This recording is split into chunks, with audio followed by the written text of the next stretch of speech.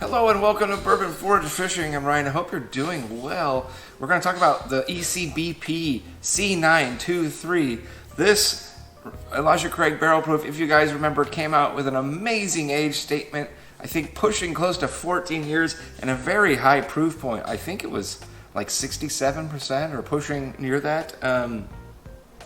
And that Ecbp was like all the rave everywhere. Everybody said it's the best Ecbp ever.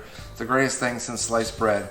And when I got it, I thought it was good. I didn't have anything bad to say about it. I just didn't. I was underwhelmed. And I ended up putting it up next to some of my other Ecbps that I thought were, not necessarily critically acclaimed, but good ones that I enjoyed. And lo and behold, I didn't think it was that great.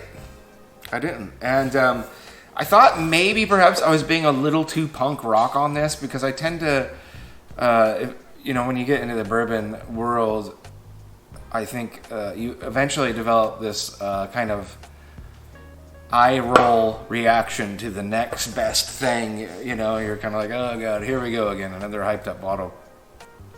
So I didn't really want to say a whole lot about it, whether or not I felt it was hyped or whatnot, but something happened. I went to a buddy's house about a week ago, and we did a 4-person, I think 5-flight Elijah Craig barrel proof flight, which was really fun and very enjoyable, of course, because I love Ecbp. Everybody does. One of the guys there, I think there was 4 of us. Yeah, 4 of us. One of the guys there was kind of new to bourbon, the bourbon world and bourbon drinking, so he wasn't super experienced. So anyways, we lined them up. We had I brought the B524 from this year, the B batch release.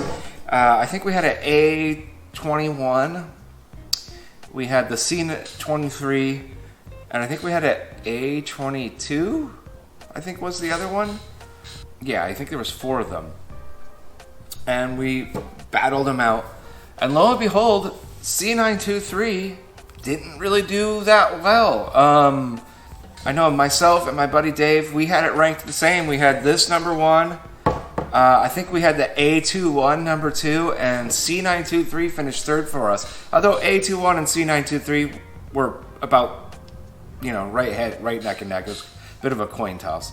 And the A22 was last. The other guy, Jeff, he had it A21 first, B24 first, and then C923. So again, a 3rd place finish for C923. And I think the new guy, he did have C923 first, I think. And I think the one that we didn't like, the A22, he had 1st or 2nd. So his was a little different.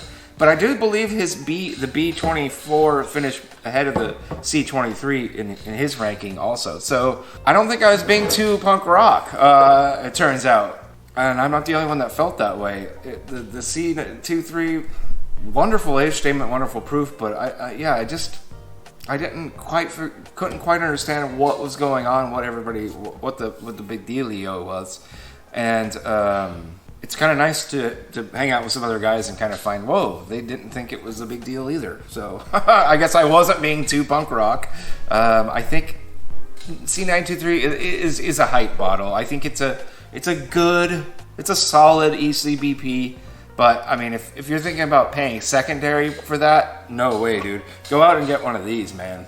This is, I think this is quite a bit better than C923, the B24. I think it's quite a bit better. Go out and get a B24. They're great. They're wonderful. It's loaded with caramel and peanut.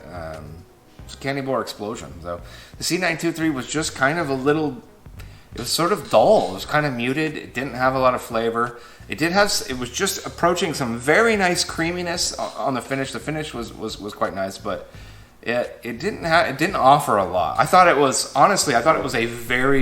a weak batch that they, in essence, had to keep in the barrels longer. They had to keep them in, pushing 14 years, just to get it up to a reasonable standard. And I think that's why it had such a tremendous edge statement. I don't think it was a great batch or anything. I think they were doing damage control on the age. So there it is. Please, for the love of God, don't pay secondary for C923 if it's out there. It's not worth it.